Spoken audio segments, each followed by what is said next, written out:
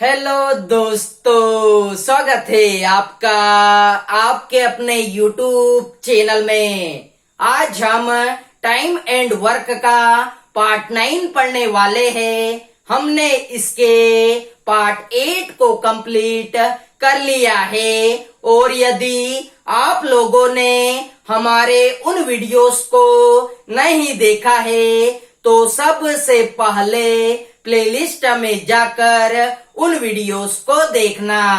तो बिना टाइम खराब किए हम डायरेक्टली चलेंगे क्वेश्चन की तरफ। क्वेश्चन आपके सामने है। अब देखिए क्वेश्चन क्या है।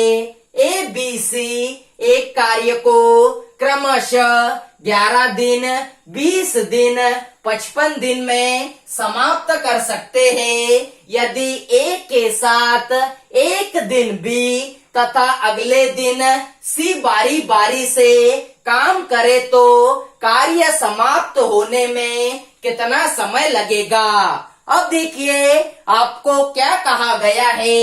ए एक कार्य को 11 दिन में समाप्त कर सकता है, बी उसी कार्य को 20 दिन में समाप्त कर सकता है, सी उसी कार्य को 55 दिन में समाप्त कर सकता है। तो सबसे पहले टोटल वर्क को या फिर एलसीएम को फाइंड कीजिए। 11, 20, 55 का एलसीएम कितना होता है। 11, 20, 55 का एलसीएम 220 होता है। अब देखिए 11 में यदि मैं 20 का गुना करा दूं तो 220 हो जाएगा। 20 में यदि मैं 11 का गुना करा दूं तो 220 हो जाएगा। 55 में यदि मैं 4 का गुना करा दूं तो 220 हो जाएगा। अर्थात 20, 11, 4 हमारी कार्य क्षमता है। अब देखिए आगे आपको कहा गया है यदि ए के साथ एक दिन बी तथा अगले दिन सी बारी बारी से काम करे तो अर्थात ए के साथ एक दिन बी काम करेगा, अगले दिन ए के साथ सी काम करेगा। अब देखिए ए के साथ एक दिन बी काम करेगा अर्थात ए और बी दोनों की कार्य क्षमता को ऐड करना पड़ेगा। तो 20 और 11 कितना होता है। तो 20 और 11 31 होता है। अर्थात ए और बी मिलकर एक दिन में 31 काम करते हैं। अब देखिए अगले दिन ए के साथ में सी काम करेगा अर्थात ए और सी दोनों की कार्य क्षमता को ऐड करना पड़ेगा। तो 20 और 4 कितना होता है। 20 और 4 24 होता है। अर्थात ए और सी दोनों मिलकर एक दिन में 24 काम करते हैं। अब देखिए 2 दिन में कितना काम समाप्त हो जाता है। तो 2 दिन में 31 प्लस में 24 अर्थात 55 काम समाप्त हो जाता है। अब देखिए हमें काम कितना करना है। तो हमें काम 220 करना है। यदि मैं यहाँ पर 4 का गुना करा दूं तो 55 गुना में 4 220 होता है। लेकिन मैंने यहाँ पर 4 का गुना कराया हुआ है तो मुझे यहाँ पर भी 4 का गुना कराना पड़ेगा। अब देखिए 4 दूना 8 होता है अर्थात 8 दिन में 55 गुना में 4 220 काम कंप्लीट हो जाएगा। अब देखिए आपको क्या पूछा गया था। तो कार्य समाप्त होने में कितना समय लगेगा। तो कार्य समाप्त होने में 8 दिन लगेंगे। तो उम्मीद करता हूँ कि आपको यह क्वेश्चन आसान वे में समझ में आया होगा। अब हम चलते हैं हमारे अगले क्वेश्चन की तरफ। तो देखिए हमारा अगला क्वेश्चन। देखिए हमारा अगला क्वेश्चन। ABC एक कार्य को क्रमशः 24 दिन, 9 दिन तथा 12 दिन में समाप्त कर सकते हैं। B तथा C ने मिलकर कार्य आरंभ किया, परंतु 3 दिन बाद दोनों ने काम छोड़ दिया। शेष कार्य A ने कितने दिन में पूरा किया? अब देखिए आपको क्या कहा गया है। ए एक कार्य को 24 दिन में समाप्त कर सकता है, बी उसी कार्य को 9 दिन में समाप्त कर सकता है, सी उसी कार्य को 12 दिन में समाप्त कर सकता है। तो सबसे पहले टोटल वर्क को या फिर एलसीएम को फाइंड कीजिए। 24 9 12 का एलसीएम कितना होता है?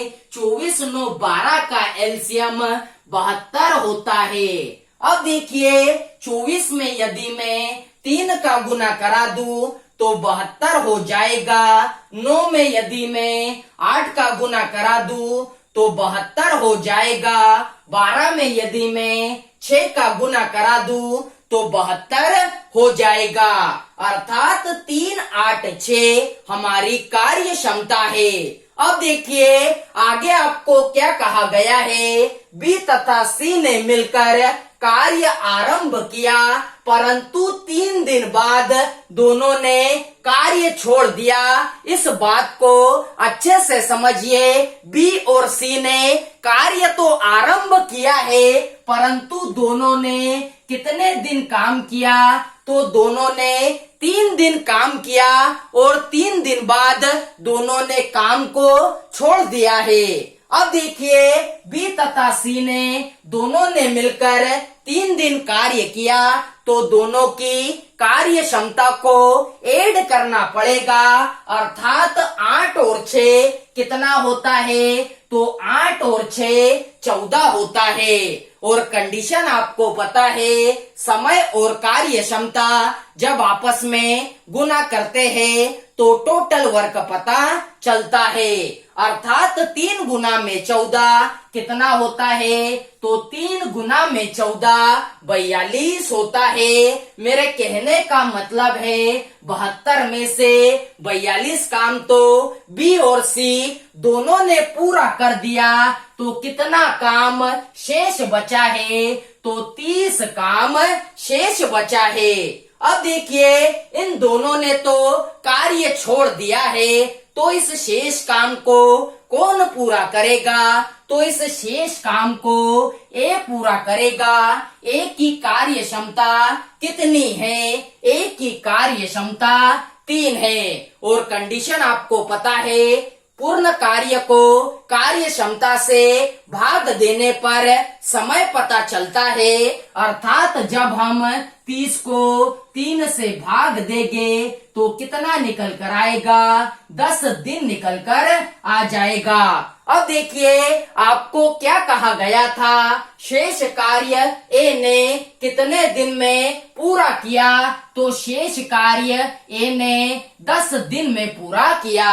अब मान लीजिए इसी क्वेश्चन में आपसे पूछ लिया जाता पूरा कार्य कितने दिन में समाप्त हुआ, तो आपका आंसर 10 प्लस में 3 13 दिन होता।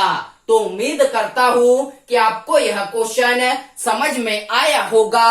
अब हम चलते हैं हमारे अगले क्वेश्चन की तरफ। तो देखिए हमारा अगला क्वेश्चन। देखिए हमारा अगला क्वेश्चन, ए तथा बी दोनों मिलकर किसी कार्य को 12 दिन में समाप्त करते हैं। ए अकेला इसे 20 दिन में समाप्त कर सकता है।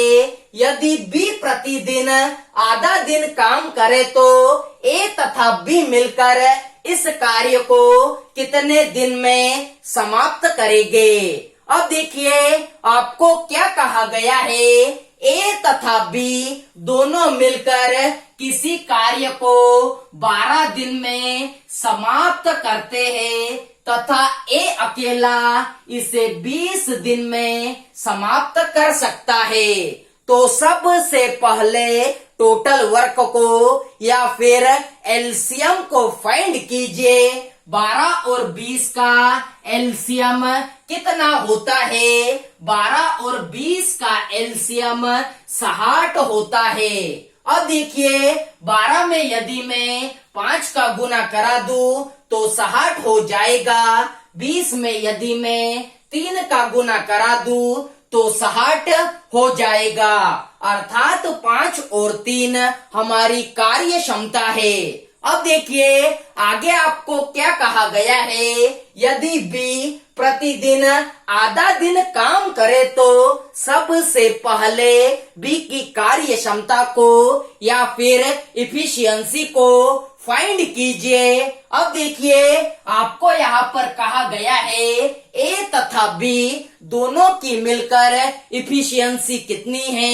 ए तथा बी दोनों की इफिशियंसी 5 है। और आगे आपको कहा गया है इस 5 में से अकेले ए की कार्य क्षमता 3 है, तो बी की कार्य क्षमता कितनी बची? तो बी की कार्य क्षमता 2 बची। अब देखिए आपको कहा गया है यदि बी प्रतिदिन आधा दिन काम करे तो, लेकिन बी एक दिन में 2 काम करता है। लेकिन क्वेश्चन आपको कह रहा है यदि बी प्रतिदिन आधा दिन काम करे तो इस कार्य क्षमता को आधा कर दो। 2 का आधा कितना होता है? तो 2 का आधा 1 होता है। अब देखिए आगे आपको कहा गया है तो ए तथा बी मिलकर इस कार्य को कितने दिन में समाप्त करेंगे? अर्थात ए और बी जब दोनों आपस में मिल जाएंगे तो यह कार्य कितने दिन में समाप्त हो जाएगा?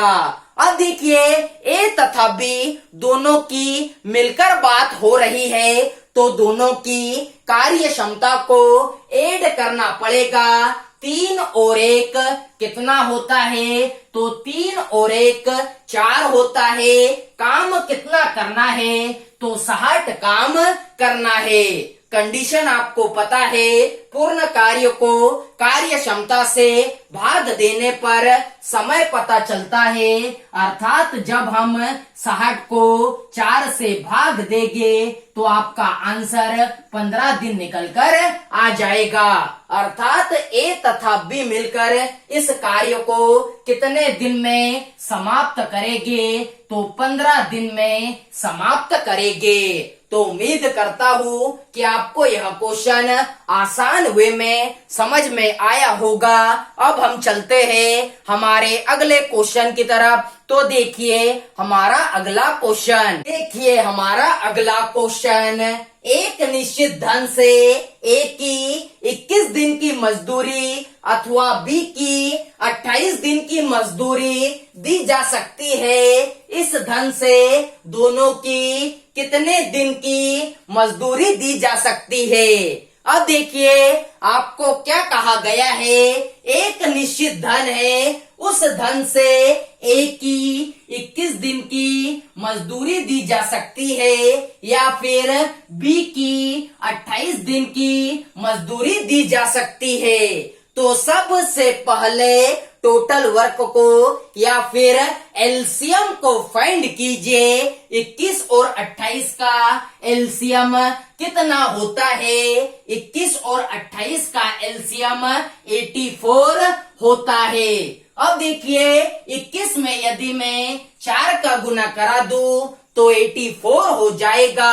28 में यदि मैं 3 का गुना करा दूं तो 84 हो जाएगा। अब देखिए आपको आगे क्या कहा गया है, इस धन से दोनों की कितने दिन की मजदूरी दी जा सकती है। अर्थात इस धन से दोनों की अर्थात ए और बी दोनों की कितने दिन की मजदूरी दी जा सकती है, दोनों की बात हो रही है। तो दोनों की कार्य क्षमता को ऐड कीजिए। 4 और 3 कितना होता है? 7 होता है। और धन कितना बांटना है?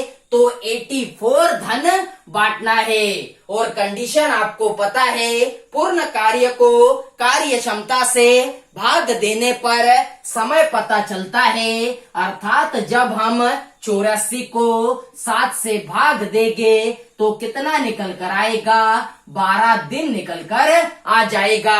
अर्थात इस धन से दोनों की 12 दिन की मजदूरी दी जा सकती है। तो उम्मीद करता हूँ कि आपको यह क्वेश्चन भी समझ में आया होगा।